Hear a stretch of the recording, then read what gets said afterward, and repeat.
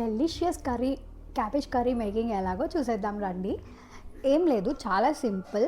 పోపు అంతా వేసేసుకోండి, అదే తిరుగుమూత, పోపు, తాలింపు ఇంకేదైనా అంటారు కదా అది.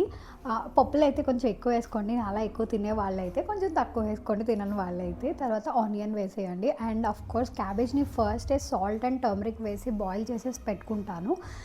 అండ్ న్యూట్రిషన్స్ ఏం పోకుండా క్యాబేజ్ని కూడా స్క్వీజ్ చేసేసి వాటర్ అయితే ఒక గ్లాస్లో తీసి పెట్టేసుకున్నాను. సో ఆనియన్ కొంచెం ఫ్రై అయిపోయినాక ఈ బాయిల్డ్ క్యాబేజ్ని యాడ్ చేసేయటమే.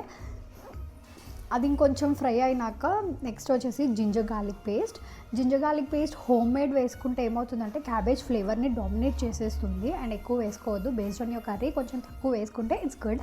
సో తర్వాత వచ్చేసి seasoning part, salt, chilli powder. And chilli powder add చేసినాక కొంచెం వాటర్ అయితే స్ప్రింకిల్ చేయాలి, ఎందుకంటే కారం డ్రై అయిపోతే మాడిపోతుంది కాబట్టి.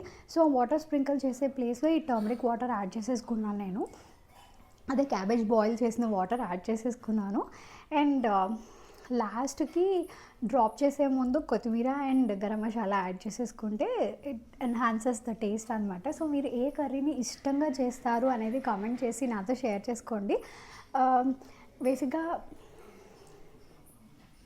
బేసిక్గా ఏదైనా ఒక కర్రీ చేయాలి అంటే చాలా ప్రాసెస్ ఉంటుంది. అండ్ ఆఫ్ కోర్స్ అది చేయడానికి అందరికీ ఇష్టం ఉంటుంది, ఉండకపోదు. చిన్నప్పుడు నేనైతే సొరకాయ, బీరకాయ ఇలాంటివి అసలు తినేదాన్ని కాదు, పక్కకు తోసేసేదాన్ని. అంటే ఆఫ్ కోర్స్ పీసెస్ తీసేసి గ్రేవీ తినే బ్యాచ్ నేను. బట్ ఇప్పుడైతే అన్నీ తింటున్నా. అండ్ ఆఫ్ కోర్స్ ఏదైతే ఈజీ టు మేక్ ఉంటుందో అలాంటివి ఎక్కువ ప్రిఫర్ చేస్తున్నా. సో యా, అంతే. ఇంకేమంటారు, ఇంకా మీకు ఎలాంటి కర్రీస్ చూడాలి అనుకుంటున్నారు కమెంట్ చేసి చెప్పండి నాతో. అట్ ద సేమ్ టైం నేనైతే ఎక్సెస్ ఆఫ్ ఇంగ్రీడియంట్స్ ఏది వేయను, కొన్ని తక్కువ వేసుకుంటాను.